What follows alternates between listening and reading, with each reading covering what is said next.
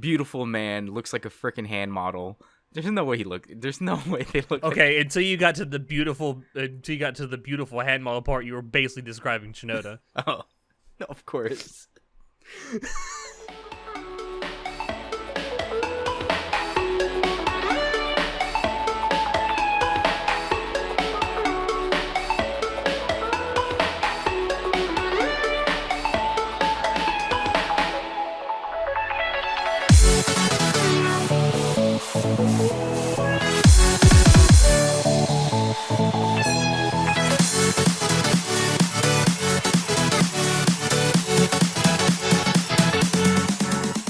Hello, everyone, and welcome to Anime Club After Dark, the podcast that delves into all things anime, manga, and otaku culture related. I'm your host, Alex, but you can call me Senpai, and joining me tonight, I have our czar of source material, John. We're no strangers to love. I'm not even gonna... I can't hit high notes. You know this. You know the rules, and so do I. Can't hit high notes. I'm so sorry. I don't even know the rest of the lyrics. Something commitment is what I'm looking for. Never gonna give. Anyway, if you didn't realize it by that seemingly beautiful intro, we are going to be talking about some romance, anime, and manga tonight. John, do you feel that love in the air? Can you feel the love in the air? The love tonight. Yeah, in the air tonight. Yes. So we're gonna have a discussion about some of the things that we like and don't like about romance, anime, and manga, and some anime and manga that have romance as some subplots. So I think probably the best way to go about this is talk about some of the elements that you and I both think make for really good romance anime. All right. So I'll let you start because you really enjoy romance anime and manga. I may be a little bitch boy, but I love reading shoujo manga. I love reading romance shoujo manga specifically from like Hanayome serializations because they're always like one of my favorite things is when it's like fluffy and cute. Think of like My Story. I love cute shit like that, man. Like it just warms you from the inside. You feel all fuzzy. You're like, yeah. You like the fluffy love. Oh yeah, it's like just inject some more of that pure unadulterated romance right into my heart. I don't know what that's gonna sound like on your end, but that sounded very suspiciously like fapping. Oh yeah, I mean that too. It's just like it gets me off. Yeah, this vanilla. Oh yeah. Just bookmark the vanilla tag.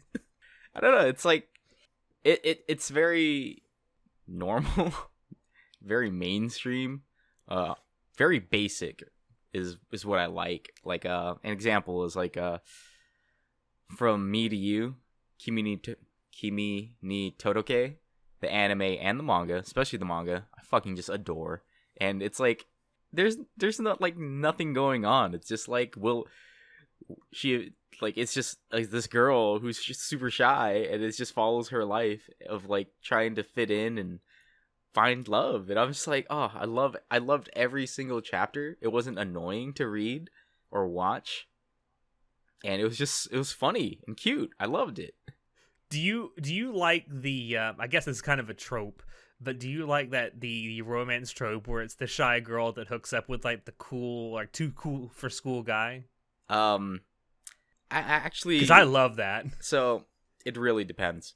Sometimes I feel like we don't know it if the character is developed enough, right? As in the here's your heroine, and then here's the main love interest. If the main love interest isn't developed enough as a character, and he's just there because he needs to fill in this trope, and the main character needs to like fall in love with this guy who's supposed to be like, here's the end goal, then no. Because then I'm like, well, I don't care that he's the cool guy or he's the popular guy. And, oh, you're not like the other girls. Like, I don't give a shit about that. Like, who the fuck are you? Piece of fucking cardboard. I don't give a shit. You're a fucking wet blanket. Just soggy loaf of bread. Cut out of a fucking character. Yeah, and it's gross because it's like he this person was, this is a fucking romance novel, man. Like, you're supposed to fall in love with the character because you're supposed to be basically a self-insert, like in Twilight, as the main character, and you're supposed to be feeling range of... Why would you bring up something so disgusting? Because Twilight, as bad as it is a very, like, mainstream example of romance novels, right? You have this relatable main character who's someone you can kind of just self-insert. Fortunately for us, in manga and anime, our main character is a lot more, like, I wasn't gonna say basic. Not retarded? Well, they're not as blank as, like, the main character in Twilight is, as a blank slate to self-insert. They actually have a personality, but they have flaws and traits and stuff that normal people can identify with. And when they introduce love interests, at least for the single love interests, we don't want to talk about harems just yet, because harems is a whole different thing. Yeah. But yeah, when they introduce the main love interest, he's a counterpart to the girl, and he actually has a personality, and he fits her very well. It's not, even if it follows a trope of, like, regular schoolgirl runs into the delinquent's, like, misunderstood, and then she sees him on the side of the road taking care of a cat, and she's like, oh, he's actually only prickly on the outside, but he's really caring. And then, running with the anpan in her freaking mouth, and then, Kia, I'm running late for school, and bumps into the delinquent, and he's like, hey, watch where you're going, and she's like, oh, how dare you. And then they have this little to and fro, and then anyway. I like to say all this starts out, though, with a piece of toast in the girl's mouth, of course. With an egg or butter. She's running late for school. Yeah. It seems like so many... Oh, my God. First of all, like, there's so many romance, anime, manga, light novels, whatever, that all revolve around high school, and I have to think that just is so analogous to this Japanese, seemingly Japanese belief that, like, apparently you peak in high school and it has to be the best time in your life. Well, I think it's more of during high school, it's hormone filled and it's very emotional. It's a lot different compared to being an adult when it comes to romance when it's in high school, because it feels like it's your world, High school feels like it's the world to you. It's everything in your life. So it's a lot more impactful. I call high school and college, to a certain extent, like a condensed version of the real world where you don't have to pay taxes. Okay. I mean, it's a really bad analogy, but that seems to be how, like, it's in so many Japanese, like, in anime and manga romances, that take place in high school. That seems to be the case. It's like, the author thinks, like, okay, well, this is supposed to be like a condensed version of the real world, so we have, your rivals on one side, and we have, like, the enormous stress of exams. Yeah, I feel like the school setting is just that. It's just a setting, and it just makes more sense for, like, romances to bloom in high school, when you're reaching your, what's the peak of puberty. Yeah, you're reaching the peak of puberty. So everything's a lot crazier. Like, some of the situations in these high school romances, I'm like, if you guys were just... A little crazy? Well, yeah, because it's like, if you guys would just, like, be real people for a second and talk to each other, you wouldn't be having these issues, but okay. Now, see, I'll say, like, as I've gotten older, I've started to, like, get away from that so much. Like, people will hate me for this. So I watched Kaguya-sama that aired earlier this year. Okay. And I had such a disconnect with it. I just couldn't enjoy it because, like, the main characters, like the main couple of that show, I couldn't believe that these two characters actually liked each other because of how they acted. All right. So, at least in the manga, because I read the manga and I've been reading it for a long time since it started. That's why we call you the czar of source material. You find out why, like, they add little flashbacks here and there in the manga to develop the backstory of, like, why would these two people even eventually like each other? Because in the beginning, it doesn't really make sense. It's like, that's kind of weird. Why would they like each other? It's just like, oh, I'm going to get this person to fall in love with me. And then flash forward, like, 6 months or whatever it was, and, like, why isn't this person in love with me yet? And then they actually, like, start falling in love with each other. And, yeah, they go into it later. that maybe the manga just does it better than the anime did. But like, I'm watching the anime and I'm thinking the whole time, this anime isn't even about romance. It's just a vessel to show off Chica doing some cute shit. Baki Chica, freaking hater. Everyone hates Baki Chica. I mean, but that's what I thought when I watched it. It's like, who gives a shit about this romance? Like, there's not even any fucking romance here. It's just two people acting like assholes. Yeah, and in the anime, the only romantic thing that happens is like the last episode when they're doing the firework thing. But that's like one of the big turning points in the manga too, because prior to that, each chapter is just like the battles where one tries to make the other one confess in their convoluted ways of like, oh, if he offers me this ticket, he obviously loves me. And then like, it's so stupid, but it's like, no, it's like, and I won't pretend to know the creative process behind the manga who created Kaguya-sama, but it's almost like the mangaka looked at the concept of love and said, how can I make this more convoluted than it already is? Yeah, and there's reason in this chaos.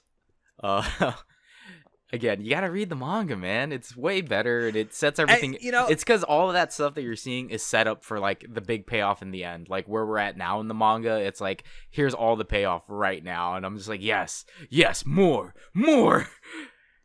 Well, my whole point in bringing that up was like that the whole concept behind that seems very immature. It seems very high school. Actually, it seems very elementary school.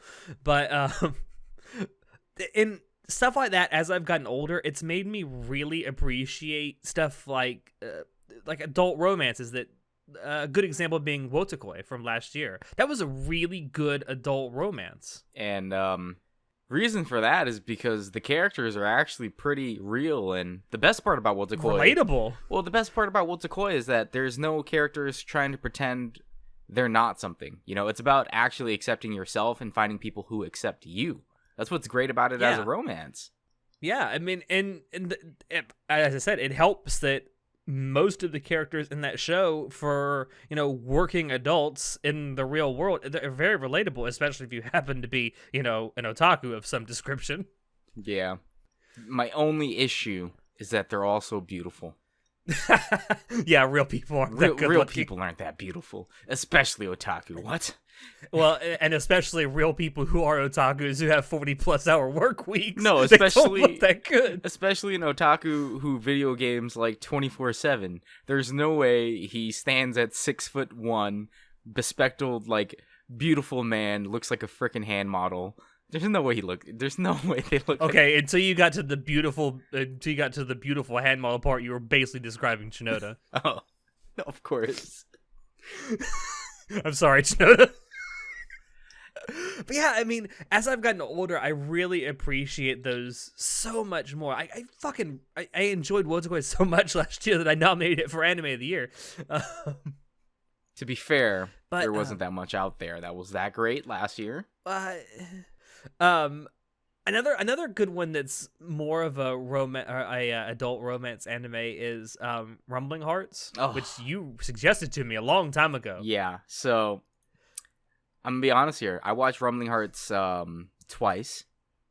The first time I watched it, I didn't like it because I was a little immature babby and I couldn't understand like why there wasn't a happy ending. And the second time I watched it, I was a little bit older and I understood it better. Like, oh yeah, that's because the thing about Rumbling Hearts is that it's the opposite of my favorite type of romance, which is fluffy, like cute anime romances where it's pure and there's nothing bad that happens and it's all happy ending. But the in Rumbling Hearts, it's quite the opposite. It's very realistic.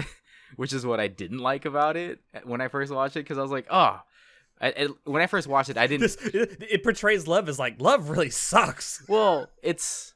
The thing about Rumbling Hearts is that when you go into watching it, I expected it to be like, especially with the first episode, how it goes for the first half, I expected it to be like another, this is just another romance anime, like Lovely Complex, or it's a Zura Not Kiss, or, shit like that, where it's just gonna be here's the main heroine who's like trying to get with this guy and they go through stupid drama problems. And then, fucking Truck-kun happens and you're like, yo, what? hold up, what? And then when it ends, The first of Truck-kun's many appearances in anime. and then when the anime ends with the ending, and you're like, yo, what the fuck? That wasn't the happy ending I was wanting for. Like, what the shit? But then, I got older, I rewatched, and I realized, you know what? This makes perfect sense in like a real world situation. The reason he ends up where he is, the main character guy, and how he gets his happy ending, so to speak, is like it all comes together. And it makes sense. I'm like, in the real world, this is exactly what would happen. Like, we can't all just pray and hope for the happy ending in our hearts when it first begins, because things happen. Time happens and it changes people. And that's what's really good about Rumbling Hearts. It'll make you fucking cry. Yeah. Yeah. Well, yeah. It's a really good exploration of how people do change over time. And like, you get with someone and you might love them when they're in high school, but once they, become an adult and they go out into the real world, they may become assholes and you don't like them anymore. Yeah. And people change over time. People do change. Yeah. And you kind of mentioned it, that, not to spoil anything, but that particular anime doesn't have a very happy ending. And I mean, it's a good question to ask. Does an anime that revolves around romance, or any kind of story that revolves around romance for that matter, does it have to have a happy ending where the main couple gets together and rides off into the sunset happily ever after? Yeah, singing songs into a car that flies into the sky, a la Grease. Yeah. I think. By the way, where I live here in Central Florida, Olivia Newton-John and John Travolta are actually here to do a sing-along version of the entire Grease musical play. Oh. Anyway, I personally believe, at least for Rumbling Hearts, it does kind of have a happy ending in the sense that there's closure. Yeah. So to me, that was happy. Well, at least the second time I watched it, I was happy because I was like, oh, I have closure. I have come to terms with the events that have transpired, and I feel like my cup runneth over with emotion. And that's what I thought was good about it.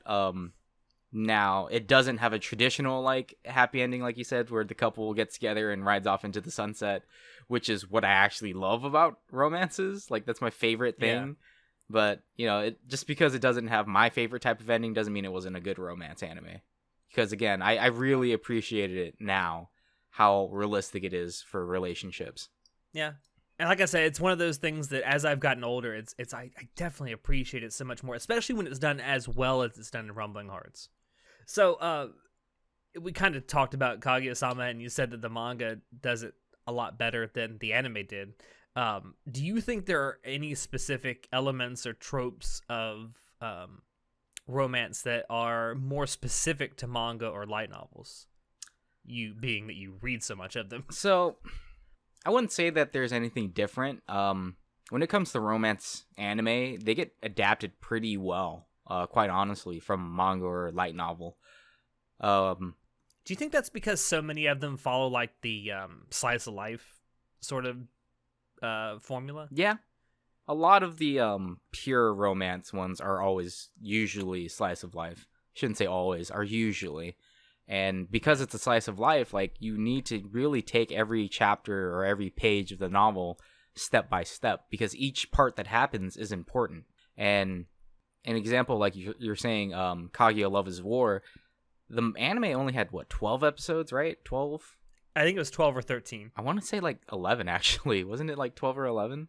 Anyway. I'll have to go look it up. It was a single core, and a lot of the build-up in Love is War, Kaguya-sama Love is War, in the manga, it happens over a long set of chapters, because it feels like at the very beginning, it's like the anime where it's just who would win this victory of, are you gonna fall in love with me? That's the main 100 chapters. The first 100 chapters is kind of just like that, but then it all starts to come together and becomes an amalgamation of what it is right now, which it plays off each other, and it's really to help you peek into each one of these mini battles is to help you peek into the personality of our two love main interests.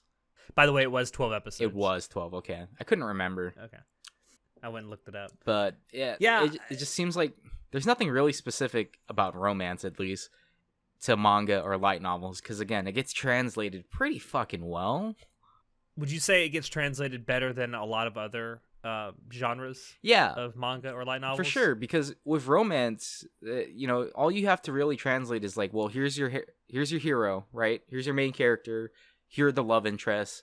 Here are the trials and tribulations that happen between the main character and the love interest, and that's all you have to translate. Now they could translate a couple of them, like what's that fucking shitty anime that I hated? Well, the guy named Scumswish? No, not that one. You did hate that though. I did, but I didn't read all of it or watch all of it. I just hate the premise of it because it's all suffering and smut. Good thing show's not here. It's all suffering and smut, and I don't appreciate that. But fuck no, it's the one with Raku, the guy who has like it's the harem one, and he has the heart locket.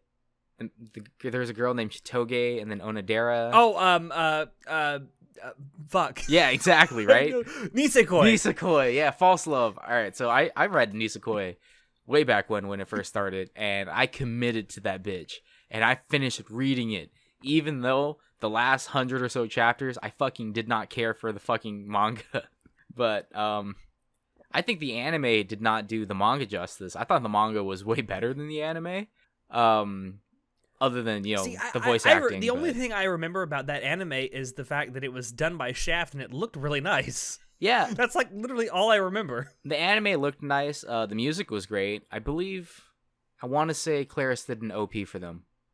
I don't remember. I believe you're right. I don't remember. I think it's either an OP or an ED, but I can't remember. I remember Claris doing a song, and I freaking love the group Claris. It sounds so great. Anyway, so I personally think that the anime was not as good as the manga because there wasn't as much backstory about like why Raku even has a problem choosing between the girls. Because in the manga, each girl gets their own character arc, where it's expanded, like why Raku should choose this girl, how she is significant at all to Raku, and all this stuff, and it made a lot more sense in the manga than anything else. The anime was very focused on the, hey, look at this wacky situation with our main character. Whoa, look at this ecchi scene. Oh, here's his love interest that he thinks he likes. Will he, won't he? And it's like, It's very... That's actually... that's a great segue into what I want to talk about next. Yeah. So, you kind of mentioned it. What are some of the tropes that you don't like or you absolutely hate when in romance, anime, and manga? Okay, I have to mention this because Natai actually wrote this down. Natai fucking hates love triangles so much. Yeah, I don't mind love triangles if it's an actual love triangle. And what I mean by that is... Not a love polygon. Well, I don't... Harem, again. I'm going to say that next. I'm going to tell you something about how I hate harem in my romance anime. Kind of. So, anyway, the fucking love triangle trope, I hate it when they just insert it because they need, like... Well, there needs to be some tension, right? It's going too good for the main character couple. We need to add some tension, and we need a motivating factor for the actual like love interest to make a move. And that's when they introduce love triangles. It's always going to be something stupid like that. Like, let's say this girl likes this other guy, but then a new guy shows up, and he's the one who puts pressure on the girl, and she's like, oh, maybe I like this guy instead. So then the main character guy is like, oh, no, I can't let her like get away. She's actually precious to me. And it's like, oh, she's precious to me. And that's what they use love triangles for. And I don't like it when it's like that. You've literally described the plot of My Little Monster. And yeah, that's literally how. Again, the manga for that one was okay. I thought it was a little bit better, just because better development. But yeah, My Little Monster was meh. It's very solid. I mean, it starts out where you think it can be really good, and then all of a sudden this new guy comes along. It's like, motherfucker. Yeah, and it's only there to, again, push for the main couple to make them realize their own feelings, because it needs to have like a something that initiates everything, and that's when I hate. It's almost like the actual pairing needs to be jump started. Yeah, and it's so dumb. I hate that. And I get that sometimes people don't know what they got until, like, there's pressure on them. I understand that that's a real life thing. And I understand that love triangles do happen in real life. As uncommon as you think it is, it does happen.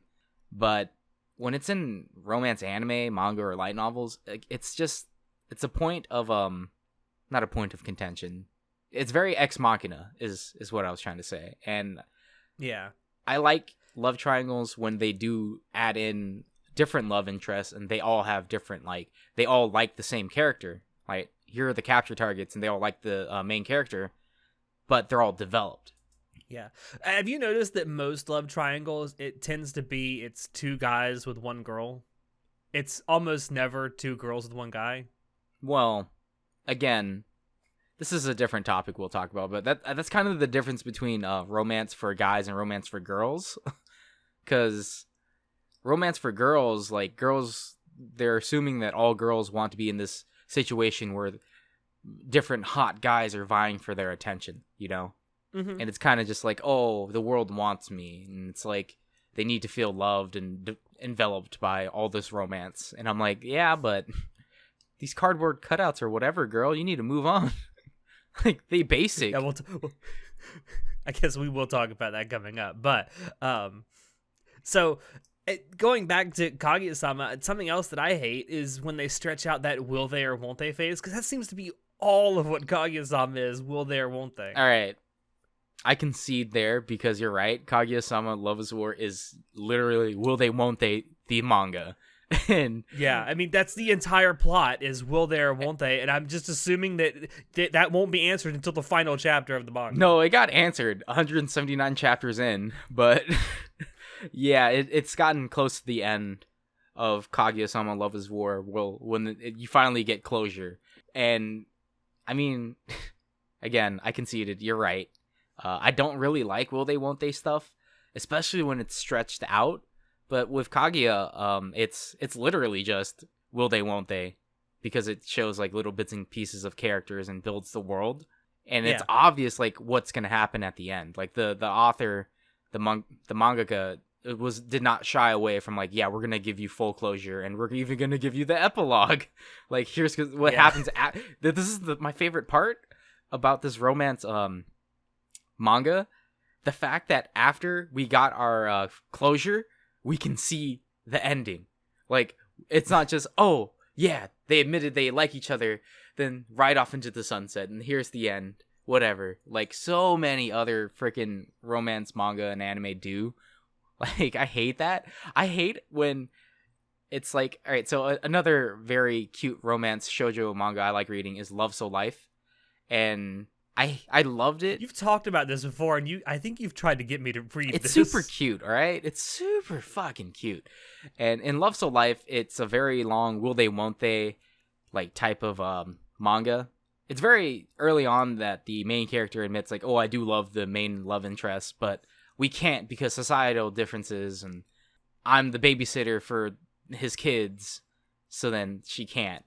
And it's more about Chiharu, like, learning to accept, like, her feelings and actually being true to herself, and it's super cute and lovey-dovey, and it's mainly about the cute twins that she babysits. That's the main, like, appeal of Love So Life. But when the ending is when it comes full circle, and it's like when they start going out, and you're like, and then it ends, you're like, fuck, why would you do this? 150 chapters in. And fortunately, we get to see kind of an epilogue with it. In So Love, or fuck, what's the part? There's a part 2 to it. It's Love So Life and So Love So Life or something. I forget, but that sounds like the fucking way to describe a meme. Yeah. So Love, So Life, and and again, I do not like the will they, won't they phase stuff, but I still do love Love So Life, even though the entire manga is will they, won't they, and it ends on the whole fucking... I'm going to segue into my next thing about will they, won't they, unless you have something to say about that. No, it's fine. I pretty much said all I need to say about it. I hate it. All right.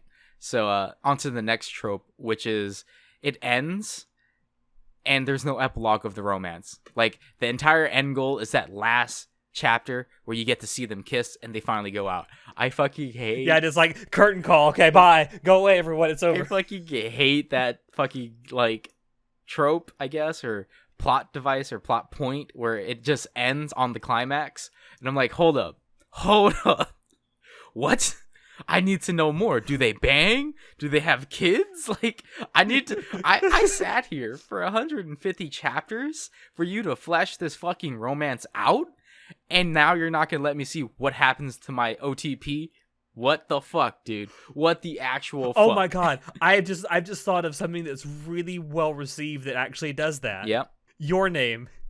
It does that exact thing. Yeah, and that's like the ending of that is they meet and like that's it.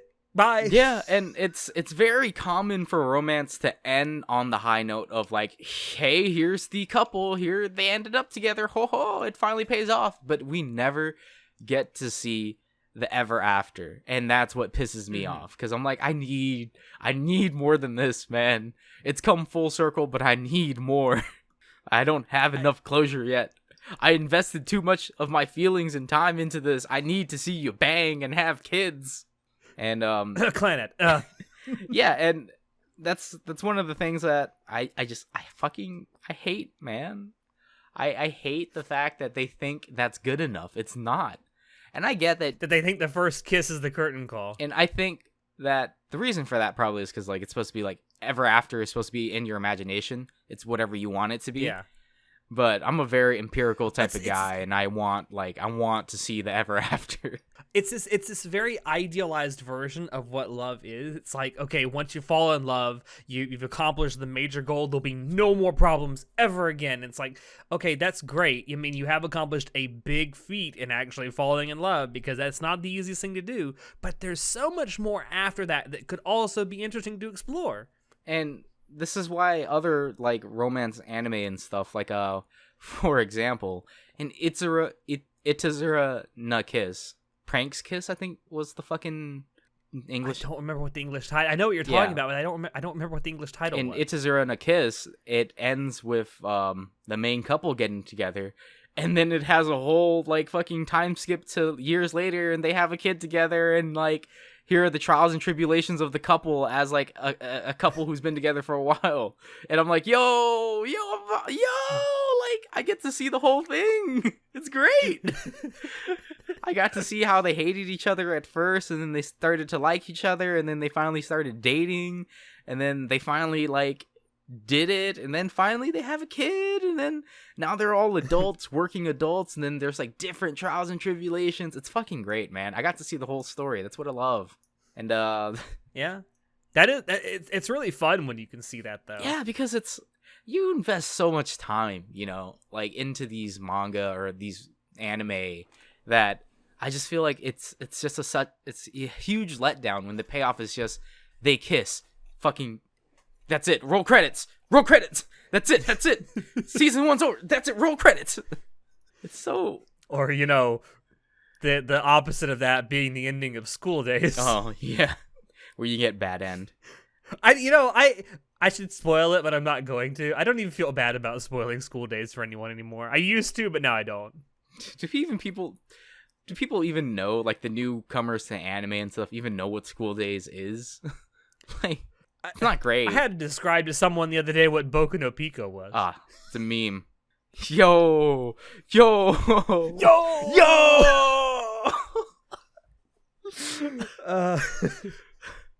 Count them. Two! Yo! I'm gonna say, please don't quote it. You'll have to fucking censor it. I'm not gonna say anything about it. But Boku no Pico is the greatest anime of all time. It's the greatest anime romance ever. Anyway. But getting back on track, speaking of tropes that I don't even think it's really a trope, it's just bad writing. One thing I hate is when there's like this anime that's centered around some other genre, like action or sci-fi or whatever, and then a romance subplot is just shoehorned in just for the sake of, like, I don't know, drama or whatever, because the rest of the story is so fucking boring. See, I hate that. I understand that sometimes people add romance into their action sci-fi adventure stuff because they need another point of contention for the main character. But it really depends. So if it's I'm fine with if they add in a romance subplot, like in Full Metal Alchemist, a la Full Metal Alchemist, Yeah. where it kind of exists, but it's not really the focus, which is good because, if you, I like the fact that when they redid it as Brotherhood, it's like it's in the background constantly, and then it's never really addressed. And then at the very end, it's like there's all these pictures of what happens afterwards, and it's like, okay, that was fucking solved.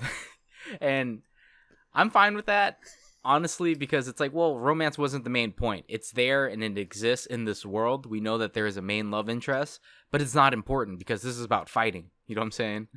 So I think it's fine in that sense. I don't like it when they kind of half-ass it. Like, all of a sudden, they stop, the bullets stop flying, and then we need to go pick some flowers on the side of the road for my wife that I apparently have now. Like, you weren't part of this at all, and now you're suddenly here, and then you contribute nothing to the main plot other than you're probably going to be used as the death to fuel my rage against the kingdom or something, something stupid like that. That's usually when... Yeah, you're probably... I'm probably just falling in love with you just for plot convenience later. Yeah, and that's what it is. That's really what it is. Like, if it's not the Full Metal Alchemist type of romance, it's the other one, which is I've introduced basically a plot point that I'm going to kill or do something with to piss off the main character to move him on to the next stage of, like, whatever chapter of the manga it's on or whatever. Now, I will say this rule is not mutually exclusive. It actually can be done well, where a romance subplot is inserted after the fact, and it can actually still be good. An example where originally I thought it was going to be bad, but it actually turned out good, is in Konosuba. Like, I actually, when I first found out, or when I first read the light novel, and I got to the point where Kazuma and the OTP, Megumin, the OTP, yeah, they have their little thing.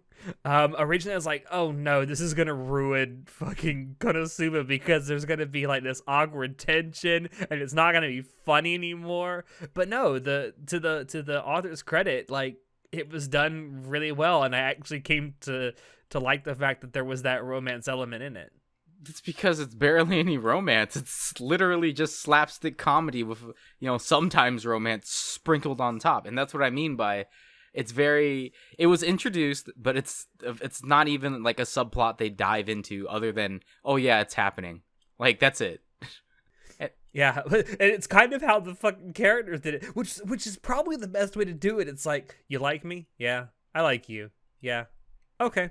Yeah, and that's again when I'm fine with it, because when it's inserted like that, it's not a big deal because it's not a main point anyway. It's just kind of there in the background. Yeah, it is. It just shows that if you just kind of if you don't try to bring the romance to the forefront and make it like a huge arc or a huge part of your story, it can actually be done well, especially in Konosuba, where, as you said, it's mostly a slapstick comedy. Yeah. Because with elements of action thrown in. Yeah, and it just melds very well. That's what's great about that romance. But I'm going to talk... I still, however, think Konosuba would be just as good if it didn't have it, but I actually came to like the fact that it did.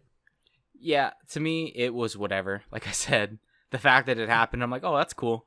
But if it didn't even exist, it wouldn't change my opinion of Konosuba, which is a good thing, right? Yeah, I think that's the best thing you can say about a contrived romance subplot is like, whatever. Yeah, like, I'm not mad that it's there because I wouldn't be mad if it was taken away because it didn't do anything anyway. If that's just something that the author wants to fucking shoehorn in, go right ahead. I don't give a shit. So, do you have any other tropes that you want to talk about? I do. My last I was going to move on, but go ahead. My last one is to segue into the next topic anyway. Oh, good. That saves me from having to come up with a segue. I fucking hate harem. So, I hate harem, I hate reverse harem, I hate all of that. And what I mean by that is... because it's not realistic? Well, not only is it realistic, but it's very cookie cutter. And what I mean by cookie cutter is, and now, don't get me wrong, one of my favorite romances, Clannad, is a harem anime, technically speaking. However, it was technically a harem visual novel that just decided not to adapt a harem route. Yeah, well, it kind of, like, the first half of this first season kind of, like, goes that way, but then they adapted the anime to have the single route, which is great, which is why I loved it, and that's why that works in that sense. But for a lot of harem and reverse harem anime, it's, first of all, they always go with the let's make everyone happy and not choose route, which I fucking hate. How dare you? All right.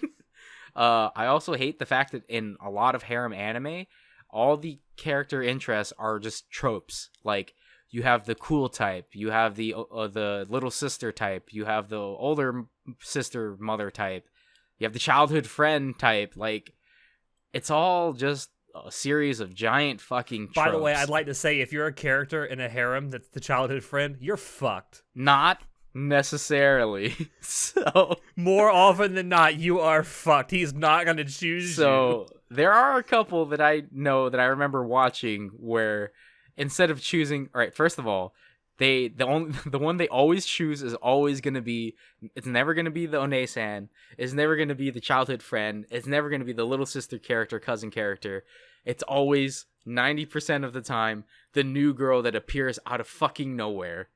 That falls into, or the transfer student. Yeah, like the transfer student. That's the person that they always end up with. And another trope I hate, because it's like, yo, he knew these girls and he barely knows this girl, but he thinks he loves this girl that he just met.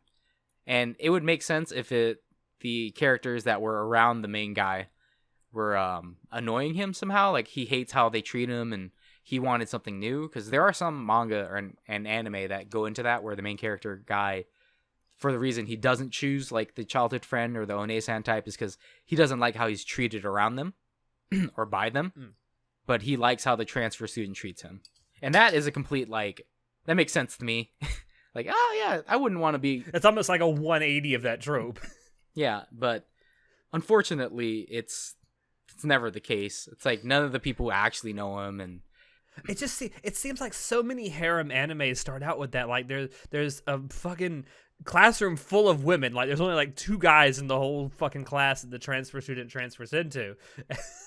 And like, it's the first day, the transfer student's like, hey, I'm such and such from, across town, and all the girls are just looking at him like, I gotta ride that dick. Exactly. And it's fucking stupid, and that's just it. Like, none of the characters, the love interests, are developed. There's no real reason for them to like exist other than, well, you fit the stereotype, so now you're in here now. And I hate it. Yeah. The reason I brought up, I have to ask. So the reason I brought up harem is because it seems like a lot of romance for boys revolves around harem and ecchi. Like that, I don't see a lot of, or I can't even think of one off the top of my head that's purely a romance for the guy, other than My Love Story. Yeah. Oh, yeah. That's a really good example. Yeah. So, My Love Story has a lot of what I would call scenes that are guy scenes. Like, it's just winking and nodding to the guys in the audience. Like, yeah, we know you do this. Don't even try to fucking deny it. Yeah. And I love My Love Story because of how fluffy and cute it is compared to, most other romance animes. There's not a lot of drama, compared to it. It's just literally this dude who's just super nice and no one really likes him because he doesn't look good, but they like his best friend, who's also super cool. And kind of bishi, let's be honest. Oh yeah, he's like the protagonist of an actual harem anime, but it's not about him. It's about the Gorilla Hulk. Yeah, it's like they see this, all the girls see this character, like, I gotta ride that dick, and then they see the fucking Igor hunchback fucking walking next to him, and like, ooh, but I gotta go do that first. And it just it's like the mini boss. It just really sucks that for a lot of guy romance, it's just ecchi and harem. There's not a lot of variety, man. There's no like actual romance from a guy's point of view. It's always like a girl's point of view. She's always the main character in romance manga or an anime, and that's another reason why, again, I loved My Love Story. It's refreshing to see a love story from the point of view of a guy. Oh, that scene in there where they're kissing with the saran wrap. Yeah. It's like, okay, I've never personally done that, but you know what? I probably would have. Yeah, but here's the thing. Bros for life, man. That's another beautiful thing that they explore, the bromance I think more anime Yeah. and manga should explore romances between men.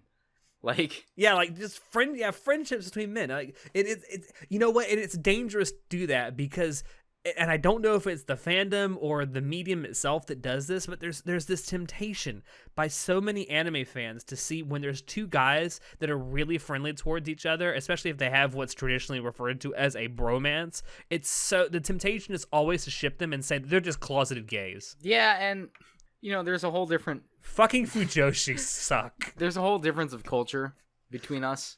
I know that in the Japanese medium, it's not okay to have like guys expressing themselves and showing their emotions and stuff like that. They're supposed to be the strong, silent types. Yeah, the stoics. Stoic types, and yeah, that's probably why we don't see see a lot of bromances and stuff, which is sad, And yeah, and for girls, they get everything. It's kind of a shame when it comes to romance anime. Fucking privileged bitches. I didn't say that. I'm not a misogynist like someone I know on this podcast. No, you're absolutely right though. It's just I really wish there were more anime like that just kind of explored the idea of the bromance. Yeah. And it's just sad that there aren't more. Yeah. And it'd be so much better. And that's really, again, the major difference between romance anime manga novels for men and for women. Like, I can think of there's a couple of shonen that do that, but not romance anime. Because romance, again, is more typically a girl's like type of thing that they like reading, right? Like boys don't normally read romance, and they're we're all stupid little boys. We just like watching people beat the shit out of each other. That's kind of how boys are. And I'm like, yes and no. Like when I was 6, maybe, sure. But, I'm a fully grown adult, working, fully functioning member of society, and I still love romance. I like looking at all the fluff, I like oh, man, that's so cute. Like, oh. On that note, though, I've just had a thought about Clannad and Sunohara. Like, that's kind of a bromance, though, isn't it? Like, he's always there for his dude. Yeah, kind of. He's kind of the beating, like, the whipping boy. He's the sacrificial pawn for his best friend. It's like, okay, I can't do this because I probably won't have a girlfriend anymore. But why don't you be like the guinea pig and see what happens? Yeah. And it's good. He plays that part really well, though. Yeah, and the fact that in Clannad they actually dive into the bromance aspect of like, why does Sunohara even hang around the main character guy? Like, because he's constantly getting his ass whipped. Yeah, but when they show the backstory and stuff, you're like, oh, it's because the main character guy is actually like, even though he pranks Sunohara all the time, and I keep saying MC because I can't remember if it's Tomoyo or Tomoya. I'm pretty sure it's Tomoya. Yeah, it's Tomoya, right? Yeah. Because Tomoya is actually a decent guy, and he's got scars, and Sunohara's got scars, and they kind of like exist around each other in high school and are kind of just basically supports for each other, and that's what's great about it. Yeah, I mean, they definitely prop each other up, which I think is what makes that bromance work so much. Yeah, but it's true that there's so many. There are differences between romance that's done to appeal to women and to appeal to men. I think there's way more examples of romance anime and manga out there that are trying more so to appeal to women than men. Yeah, and then which is a shame. It's because so many of the romances that are designed to appeal to men they end up being harems, and it's just stuff that constantly flashes you tits and ass, which is great. I mean, I'm a big proponent for 2D titties, but it at the end of the day, that's just ecchi for ecchi's sake, and that's kind of panderous. Yeah. And again, it's because, guys are stupid. They don't really care about relationships. They just want to see tits and ass. Which, I'll be honest, when you're a fucking a horny-ass teenager in high school is kind of true. But as you get older, it's not true really at all. But this is more of a complaint about harem just stuff in general, like harem romance.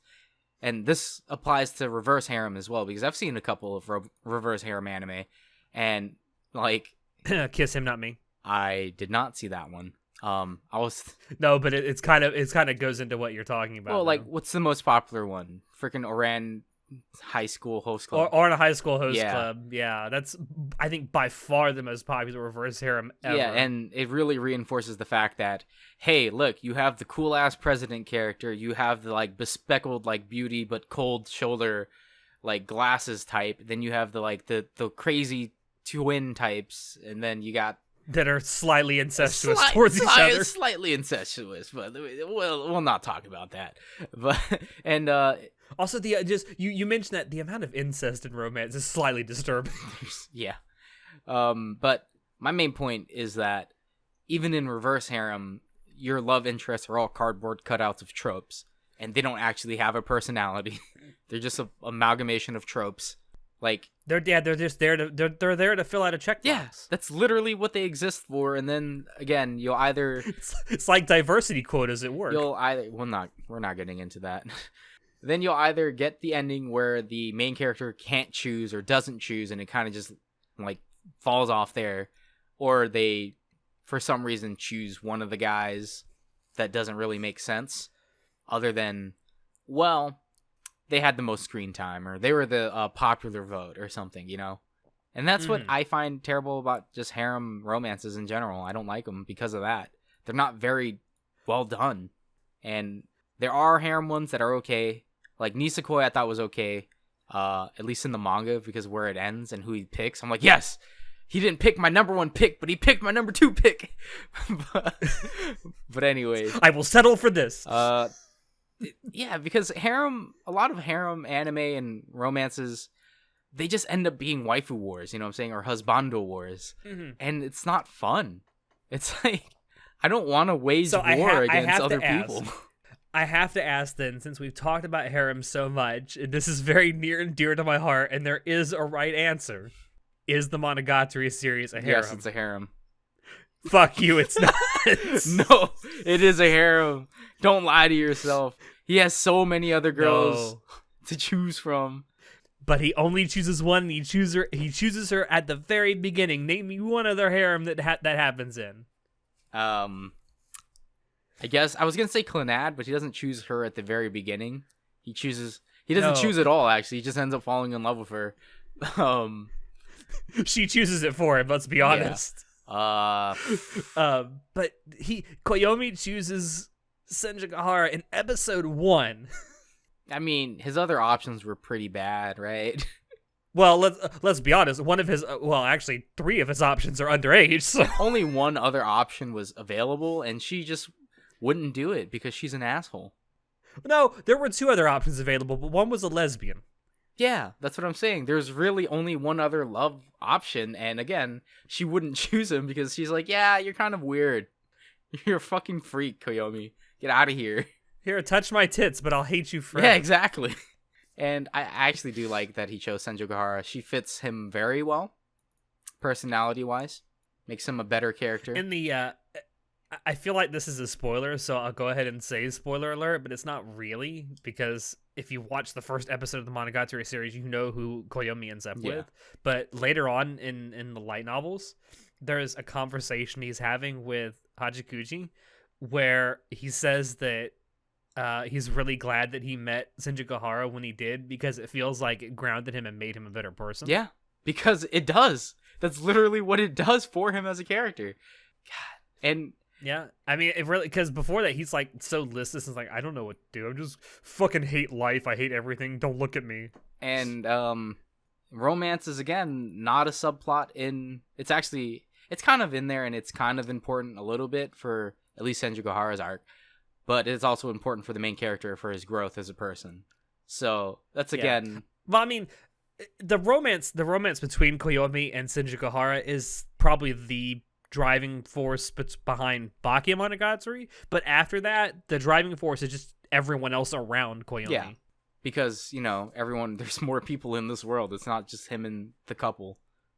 Also, I'd like to point out, in so many harems, there are no other male characters, and there's I think there's 3 other male characters in Monogatari. Yeah, that's because the only time we need to introduce another male character in this male-focused harem is when we need to introduce either his slapstick comedy counterpart, like best friend from school or something, who gets the short end of the stick all the time, or it needs to be like some different love interest that's about to like fuck up his harem. Yeah. Well, let's be honest. There's no chance of Meme or Kaiki ruining Koyomi's relationship with Shinjigahara. Yeah. Although no, I'm not going down the Kaiki rape route. No, I hate that theory so much. We're moving on now. All right, so I guess I can finish this off with first of all saying that the Monogatari series isn't a harem. Fuck you. And I want to finish this with talking about yaoi and yuri romances. So I hate saying this, but as someone myself who is bisexual, I like seeing these things happen. It's just that there's so many of them that are so bad. Mm-hmm. And for different reasons, I think. So every time I hear about a new yaoi or yuri romance anime or manga, my expectations are like really low going into it because I almost am assured that I'm going to be disappointed when I read or watch it. And that's because like so many yaoi focused romances are just, there's no other way to say this, are quite rapey. Yeah. It's very and that really has to do with the whole yaoi trope where you have the what do they call them? The top and the bottom. The seme and the uke. How like the top is supposed to be super aggressive and the bottom is supposed to be like very subservient and like no, stop. And of course a lot younger than the top. Yeah, because that that has to do with things, and it's just one of the tropes of yaoi. As you know, as the resident SAR of source material, I'm also extremely homophobic, obviously, right? Because I hate yaoi and yuri romances. But yeah, I really don't like yaoi because first of all, 90% of yaoi romances is smut, and I don't like smut. That's just something I don't like in any of my romance anime or manga. I'm a very pure-hearted guy. I don't need to see smut. I don't care for it. Like, save that for the climax at the end or some shit. Or just be like the quote-unquote climax. Or just give me a 5-year flash forward. Oh, they also have a kid now. Like, yeah, they banged. Oh, yeah, that's good. That's all I needed to know. I didn't need to see them actually bang. Well, if it's a yaoi or a yuri romance, they'd have to adopt, wouldn't they? Yeah, but I'm saying that I don't need to see them bang. That shouldn't be a main selling point of your fucking manga. That you get to see people bang. Like, I mean, unless it's going to be straight up a hentai. Yeah, unless it's actually porn. Like, don't give me softcore porn. I don't want softcore porn. Though, I'm going to be honest here. Some of the yaoi manga does not... is pretty much softcore porn. It's not pretty much. It is softcore porn. Like, you can put all the little god rays that you want, but I know exactly what's happening when the character's face is flushed and the other guy is down near his crotch, even though I can't see it. But you can see the outline of his body near the crotch. It's like, yeah, we know what's going on here. We know. And yeah, yeah, a lot of yaoi is very aggressive, and again, it has to do with the uke and seme aspect, but it's kind of gross, right? Like, ugh. It is. I mean, it's not how most male or female relationships are. Although I would say this is more so with yaoi romances than with the yuri romances. Well, it's like, it's this thing of like everyone has this view of like gay culture. Everyone thinks like gay dudes are this hyper effeminate, like, yes, daddy, punish me more. Like, not all of them are like that. Though there are people like that, yes. Not all of them though. And it really sucks that everyone generalizes it as that and makes content for people like that. It doesn't really encapsulate the whole like spectrum that is sexuality. Yeah, I mean, not to say that there isn't an audience for stuff like this. Clearly there is, or people wouldn't keep making it. But it just, you would think that a yaoi romance would be made to appeal to gay men. I think, however, most yaoi romances are made to appeal to straight women. No, that's 100% true. I 100% guarantee you that yaoi is made for fujoshis. Obviously, it's made for fujoshis. And I think that the opposite is true too. I think that there's a lot of yuri romances that aren't necessarily targeted at lesbian women so much as it is straight men. Yeah, because again, you're all right. So I already talked about how yaoi's like 90% smut and rapey. Yuri romances is like 90% also the same, actually, where they have a top and a bottom, where there's this like strict One-san type who gets overtaken by the wild Yancha type, you know what I'm saying? And it's just like, it's always just like that. Like, here's this One-san that everyone pines after, and then here's this like wild boy or tomboyish person who like captures the heart of the princess. And I'm like, yo, this is stupid. It's very tropey, and this is like some male fantasy of like, oh man, look at all these hot girls. They're trying to finger ring, and their boobies are out. Oh, like, ugh.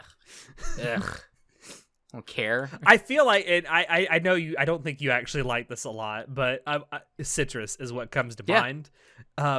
Citrus started out like the very beginning of the manga and the anime to a certain extent. It tries to portray itself as being different. It's going to be like, you know, this dramatic romance. Yeah, it's going to be like this really slow burn dramatic romance, and then it kind of does start out like that to its credit. And then the Fire Nation attacked. And then it's like, then the Fire Nation attacked and everything changed. Kind of. It's like, then my hormones attacked and everything changed. Yeah, and now it's like, now I just want to suck on your tits, girl. Let me lick that finger. Yeah, it's like oh. It's let me lick that finger and stick it in. Like, ugh. I don't care. Yeah, it's like it set this up to be this thing where these two girls don't really like each other when they first meet, but then they start to warm up to each other. And like I said, it sets itself up to be this slow burn, and all of a sudden, boom, I gotta have you right now. I gotta fucking tongue your cooch. Yeah. Gross. I mean, if it had stayed on that slow burn aspect of it, where it slowly built up, like these feelings slowly built up and the sexual tension slowly built up, I think it would have been so much better. But then like there was this temptation by the mangaka. It's like, all right, this is going too slow. Fuck, you guys are gonna get in bed and suck on each other's tits. You know, instead of seeing, so we have heteronormative and heterosexual and homosexual romance animes, right? I want to see one made for asexuality, where literally isn't that just like shonen? no, it'd be the one where holding hands is like the peak climax. Oh, this is the most affection I'm willing to give to you, and it's holding hands. This is the most touching you're going to get out of me. Anyway, and yeah, I don't think. Well, maybe there would be a market for that. Maybe there's more of a market for that than I think there is. I don't know. All I know is, even in the sea of shit that is romance, a lot of it's bad. A lot of yaoi's bad, a lot of yuri's bad, and a lot of straight ones are bad. They're all just bad, man. They all follow tropes. They're all self-insert characters, and they all kind of blend together. I think what we're saying is fuck romance, right? Except the ones that I like. Those are the best.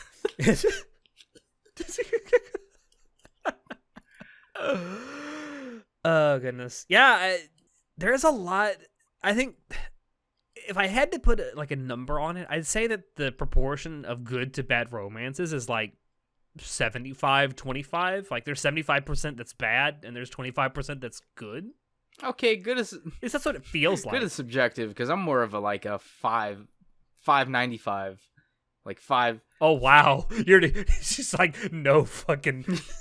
Yeah. No chance. 5% of it is actually good, and 95 is pretty bad. It's trash. It's tropey, and I don't like it. Which is not to say that I don't enjoy watching tropey ones. Like, again, Nizuko is extremely. Wait a minute. You said you wanted a romance for asexuals. I know of one that exists. Oh yeah. It's called Don Machi. The fuck is Don Machi? Is that? Is it wrong to try to pick up girls in a dungeon? That's not Ace. That's not Ace at all. Listen, there's so many women that fucking confess to Bell and that, and he's like, "Oh, okay." Yeah, that's not Ace at all. Like, anyway, there is a fan theory that he is asexual. Nah, he's just a godkin, and he's like, "Yeah, I don't want to reproduce with you, terrible women, with you hoes that are just throwing your titties at me." Exactly. No. And I want this quiet girl over here that I could never have. Yeah, well, Don Machi is pretty trash, so. It is. It's trash I love, but I will be the first to admit it's trash. God, I don't know how you. We're getting a season 3, though. I'm so excited. Anyway, that's all I got for romance. Go watch the cute stuff. Stay away from everything else. I thought of another one that could be thought of as an asexual romance. Goblin Slayer. That's not ace again. Every girl in that show wants his dick, and he won't give it to them. That's not ace. That's all right. Whatever. Just because the author refuses to acknowledge any love interest doesn't mean that the main character is ace. God. I just think that maybe it could appeal to people who are asexual. I don't know. I don't. I just feel like romance is supposed to be lovey-dovey, touchy-feely, and ace is like quite the opposite of that. Well, asexuals can be extremely romantic, but doesn't mean that they're very physical. You know what I'm saying? But they don't want to stick the thing in the other thing. Well, there's different spectrums of it, but I just feel like the main selling point of romance is lovey-dovey, touchy-feely, and the fact that you're going to cut out at least half of that, it probably wouldn't make for a good romance. Probably wouldn't make for a good story, let's be honest. Yeah. Well, if anyone out there listening has any great ideas for an asexual romance, please let us know so I can take credit for it and sell it. I'm the one who came up with the idea, but okay. But if you're gonna sue anyone, sue Alex. Don't sue me. Yeah, I mean, sure. All right, so I think that's a great place to wrap this up. So thank you all out there for dropping in to listen to us. I just completely forgot what I was talking about there for a second. Thank you all out there for dropping in to listen to us. We hope you enjoyed it because we always enjoy bringing this stuff to you.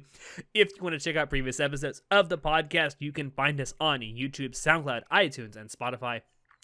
If you want to keep up with what we're doing, you can join us on Discord, Facebook, Twitter, and our website. Shoot us an email if you have any questions or if you have ideas for topics you'd like for us to talk about in the future, or if you have ideas for an asexual romance. Links to all these things will be down below in the description. As always, I have been your host, Alex, and I will see you next time. Say goodnight, John. I'm never gonna dance again. Guilty feet have got no rhythm. Fuck Aramanga Sensei. Come on.